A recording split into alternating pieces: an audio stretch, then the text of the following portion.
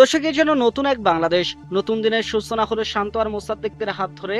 অস্ট্রেলিয়ার বিপক্ষে 21 বছর পর ওয়ানডে ম্যাচের জিতে ইতিহাস গড়ল লাল সবুজের প্রতিনিধিরা।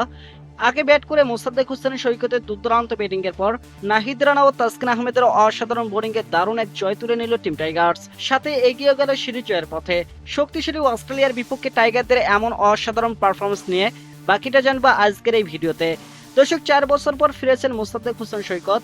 ফিরে এসে জবাবটা বেশ ভালোভাবেই দিলেন তিনি। ব্যাট হাতে দুর্দান্ত পারফরমেন্স করে রাখলেন প্রত্যাবর্তনের ছাপ। যদিও মিরপুরে টস ভাগ্য গিয়েছিল অস্ট্রেলিয়ার পক্ষেই, বিপরীতে আগে ব্যাট করতে নেমে শুরুতে বিপাকে পড়ে টিম টাইগার্স।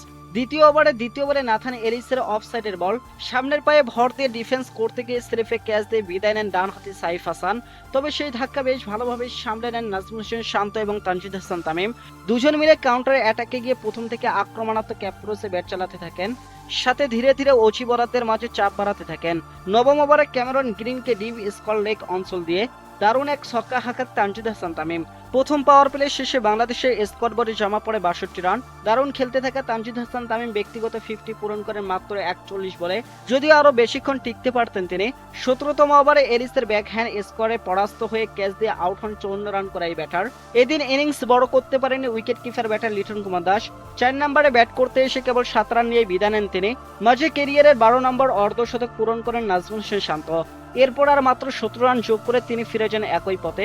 পঞ্চম উইকেটে জুটি করেন মোসাদ্দেক হোসেন সৈকত এবং তাওহিদ হৃদয়। দুজন মিলে প্রথম দিকে দেখে শুনে খেললেও ধীরে ধীরে রানের গতি বাড়াতে থাকেন।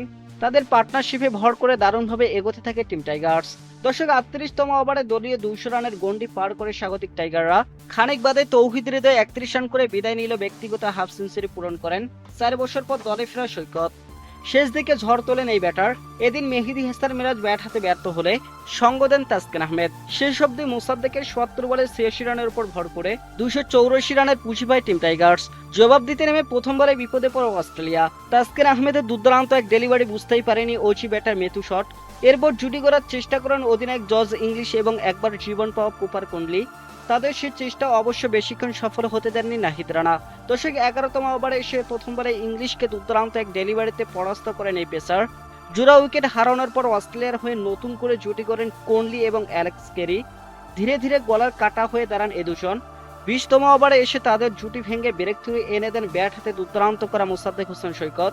সেখানে বোল্ড হন কোহলি। অন্যদিকে 50-র দিকে অগ্রসর হয় অ্যালেক্স কেরি, আউট হন 47 রানে।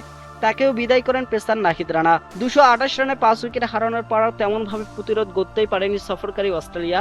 টাইগার বোলারদের নিয়ন্ত্রিত বোলিং এর সামনে তেমন ভাবে পাত্তাই পায়নি তারা। ফলে দীর্ঘ 21 বছর পর অজিদের বিপক্ষে ওয়ানডে ম্যাচ জয়ের স্বাদ পেয়ে যায় বাংলাদেশ, সাথে সিরিজে এগিয়ে গেল 1-0 ব্যবধানে।